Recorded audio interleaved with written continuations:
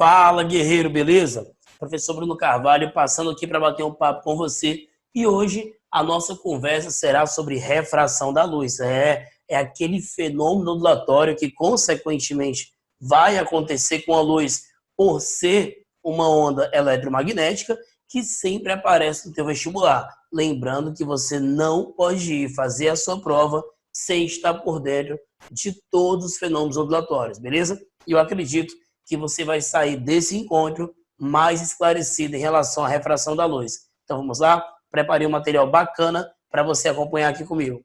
Vem aqui comigo. Vamos lá. Show de bola, tá aqui ele. Primeiro nós temos que entender quando é que vai acontecer a refração da luz.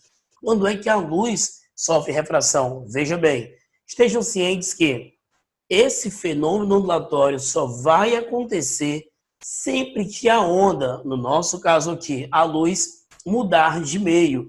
Então, ela precisa passar de um meio para outro para acontecer a refração. Por exemplo, quando você vai observar um peixe dentro de um lago, para você enxergar aquele peixe, a luz vai bater no peixe e vai refletir para o seu olho. Só que aquele raio de luz que está vindo do peixe para o seu olho, ele vai mudar de meio. Ele vai passar da água para o ar. Então, se ele muda de meio, ali houve uma refração.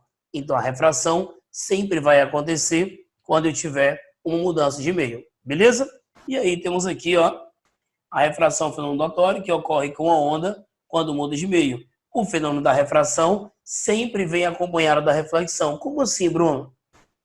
Quer dizer que não existe refração sem reflexão? Não. Sempre uma porção dos raios serão refletidos. Quer ver? Quando você olha através daquela água cristalina, né? Você vê o fundo lá do lago, porém você vê um pequeno reflexo seu. Isso significa que uma pequena porção dos raios estão sendo refletidos. Então, fique esperto em relação a isso, beleza? Show de bola. E aí, muitas vezes, nós temos essas mudanças de perspectiva de imagem, né? Ó, você olha para esse prato, para esse lápis aqui, e parece que ele está quebrado, né? Isso porque o raio de luz sofrerá desvio algumas vezes. Beleza. Então, aqui só fazendo um apanhado, uma retomada da minha equação da onda, que é V igual a lambda F, sabemos que para determinar a velocidade de uma onda, é só eu multiplicar o comprimento de onda pela frequência da referida onda, beleza? Então, temos V igual a lambda vezes F. E aí, Bruno, essa mudança, né, depende do material? Claro. Então, se o raio de luz passar do ar para o vidro, é diferente dele passar do ar para a água, é diferente dele passar do ar para uma glicerina, né? Tudo vai depender da refringência do material. E aí, sabe o que é interessante? Quanto maior a refringência ou quanto maior o índice de refração desse material, menor vai ser a velocidade da luz dele. Por exemplo, vamos ler aqui a definição que eu coloquei, ó. Índice de refração absoluto desse meio em relação à radiação monocromática considerada é a grandeza adimensional n, definida por C sobre V. O que é o C? É a velocidade da luz no vácuo, 3 vezes 10 a 8 metros por segundo, ou 3 vezes 10 a 5 quilômetros por segundo. Esse valor é fixo, esse valor não muda, tá? E, Brunão, e esse V? O que diabo é esse V? É a velocidade da luz naquele meio, naquele determinado meio. Então, o índice de refração de um meio é dado pela razão entre a velocidade da luz no vácuo e a velocidade da luz naquele meio. Se a questão já te der o índice de refração do material, você faz meio pelos extremos, afinal de contas, o meu C é constante e eu vou encontrar a velocidade. Show de bola? E aí, mais uma vez aqui, ó, a mudança, né? Parece que a caneta está quebrada. Não sei se já aconteceu com você, mas quando você vai mergulhar na piscina, ela parece ser mais rasa do que realmente é. Veremos em um outro momento por que isso acontece. E aí vamos conhecer os elementos aqui da refração. Temos aqui o meio dióptrio, que é a superfície de separação, né? Chamamos de dióptrio ali. É o horizonte entre os dois meios. Esse aqui é o raio incidente. Temos aqui o raio refratado e aqui o raio refletido, porque afinal de contas, sempre uma porção dos raios serão refletidos. Beleza? A reta perpendicular à superfície chamamos de reta normal. Normal quer dizer que ela forma um ângulo de 90 graus, tá?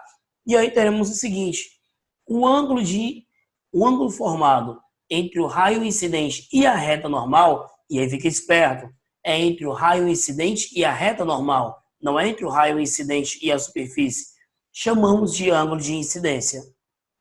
O ângulo formado entre o raio refletido e a normal, chamamos de ângulo de reflexão, e o ângulo formado entre o raio refratado, né, que é esse que atravessa, e a normal, chamamos de ângulo de refração. Percebam que o raio ele sofreu um desvio, ele se aproximou da normal. Veremos alguns casos aqui, quando é que se aproxima, quando é que se afasta.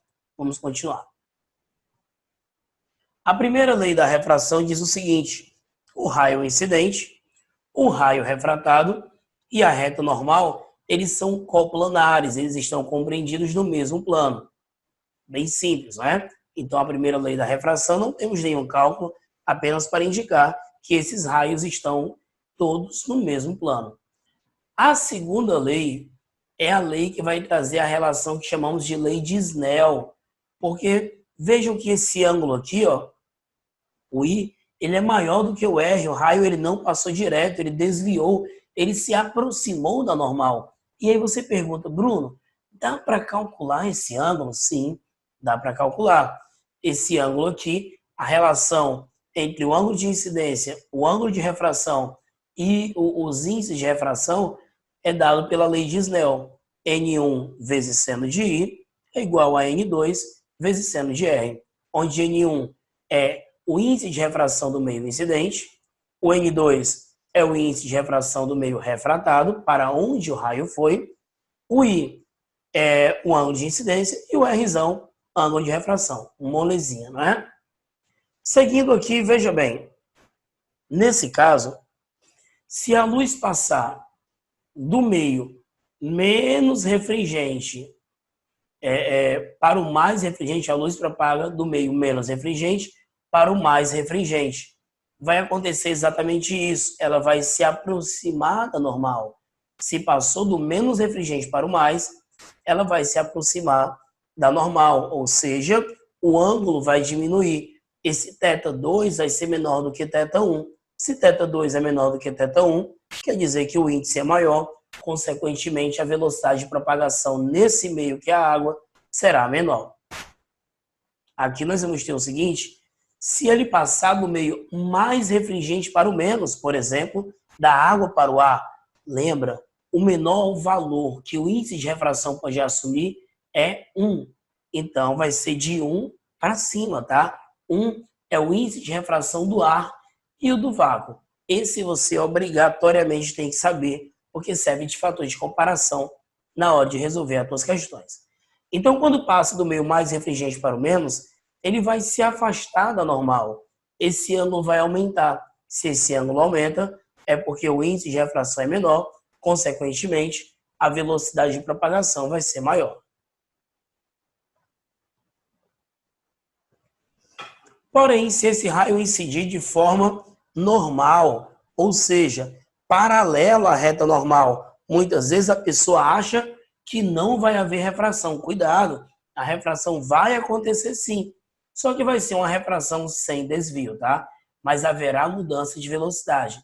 Sempre que houver refração, obrigatoriamente haverá mudança de velocidade e comprimento de onda, enquanto a frequência se manterá constante. E aqui a continuidade óptica, né? Quando o raio ele passa de um meio para outro que apresente mesmo o índice de refração. Você tem essa sensação de que eles estão ali, ficam invisíveis. Ó. Veja bem, o que acontece? Você coloca a mesma substância dentro desse tubo e parece que ela fica invisível. Beleza?